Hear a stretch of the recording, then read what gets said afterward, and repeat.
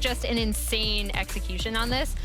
Meanwhile, for Red, I actually don't hate the Gangplank as well. I think he's incredibly strong if they do get to a point late where the pace at which Babbitt hits level 6, because when you look across at Aegis, right, he's just free farming his jungle, getting the faster reset. Teton will be spotted.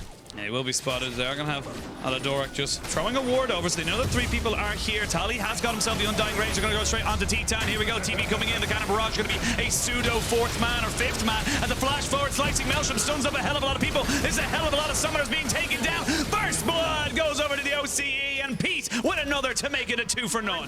He can lock up some of these members, but we're back into fights. We're going to go back in. This time around, it's going to be Guigo who's getting himself caught up between the Nocturne and a Ken, and the Danger Mouse going to be picking that one up. That is another kill for Visit Chachi, who's finally feeling like he's found his groove. Aegis is here, but he's only there to clear a ward. And that's the double CC that we were talking about, playing around Chachi, making sure that you can set this up, but Aegis, Tali's here. Oh, Tali is on top of him. He does have the Undying Rage as well, so he's going to keep on smacking him down with that absolutely absurd sword. He's going to go underneath the tower. He knows that he's got the ultimate available to him. He flashes in. There's another kill. Move him into a side lane. It feels like that's where Peace are going to shine. And Tali, speaking of which, actually, never mind. We're going to go up to Guigo, who has got himself Fear. Going to cleanse that one up, so he's an orange shield BK. Never mind, I lied. That's a Slicing Mouse from the Danger Mouse. Helps out Bappy to pick up another kill. 5 for none, and now Titan's by himself as Leona roamed mid. The exhaust is good, but not good enough.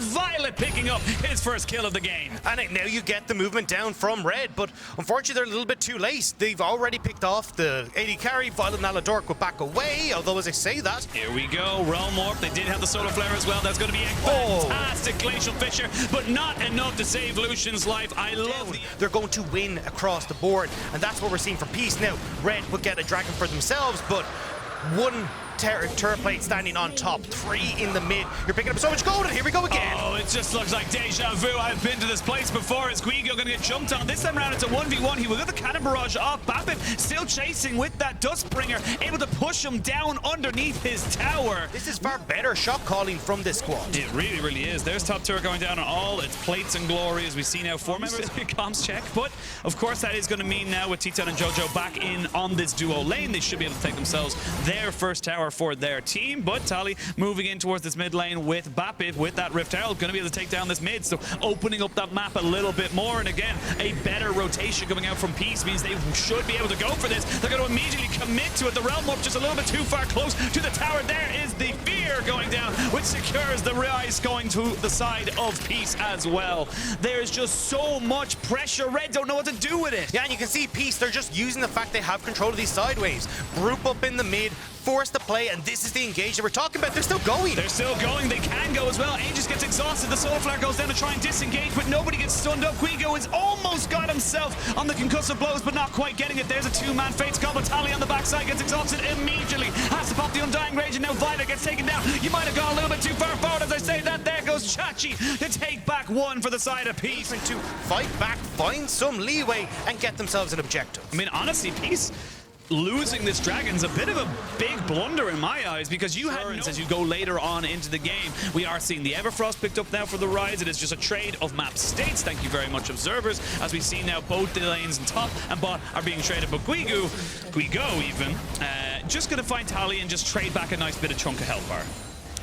And this is kind of the way I want to see Peace play it, right? Like, make sure that you're actually playing out through side lanes, because, as we said, you still have moments to fight back on Red. A ton of CC coming through with Rise, Leona, Callista, the Everfrost on the Rise as well. It means that you don't have this, well... Oh, they're going to go for the full-fledged dive onto Guigo as he gets himself feared underneath the tower. Tali Chachi playing weak side, buddy, and this is Cagel saying the weak side police are here. Jojo going to flash forward, get themselves the Solar Flare and lock down. We're going to see the Slicing Maelstrom come out, but those are 2 very tanky members, and a shutdown. Collapse onto mid, but there's no one there. Yeah, they do get a kill on top side, but without the resets coming in for Reggie is here, so you have 2 members or 3 members of O's on the side now. We're going to try and start this fight. There is the Glacial Fissure to try and start it all off. Tali jumps in. He gets immediately put into his Undying Range and trying to keep moving forward. Titan just cannot keep himself alive. He needs to keep pushing forward, but there's only so much you can do. The Solar Flare going to try and maybe turn this one around, but there's just not a lot there. Peace will get themselves 3 kills. Peace will get themselves a dragon or maybe even a Baron. Peace read exactly what Red wanted to do,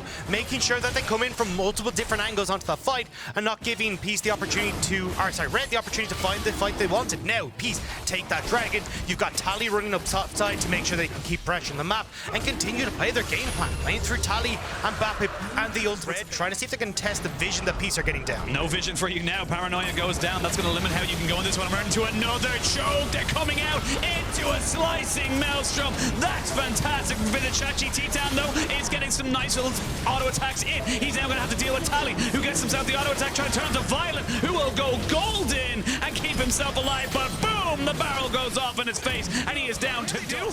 Peace trying to move in, but this could be caught. It's too late. It's too late. The Paranoia is available. Paranoia will be used. Baron down to about 3,000 HP. You're going to try and get the Nocturne into the back of the pit. The Baron will not be stolen by him today. Guigo goes down, and that's Red with the Baron. Now, the fight can really happen. It's a 4v3 as the rest of Peace are trying to just take away all of these buffs. 1, 2, maybe even more. It's a double kill for Tally. Vizichachi is late, but can he get any work done? They're going to jump straight onto Grevtar, and that's going to be 3 for this mid lane Tryndamere. 4 is going to be it, and yes, you got the Baron, but you lost it all. 2 towers, so sadly for the side of Red Canids, they will only get themselves the Baron gold, which is nice, but they lose so many structures around. Maybe take a turret for yourself. You have 3 members of the side of the side of Red Canids just pushing in the top side. You've used now 1 global ultimate, and you're going to have to try and maybe fight for this turret now. The base has been broken open. There is the Paranoia coming in. Tally going to have to use his Undying Rage to keep himself alive on this backside. There's no exhaust there, but the rise has fallen. Grevtar not quite able to stay alive. Tally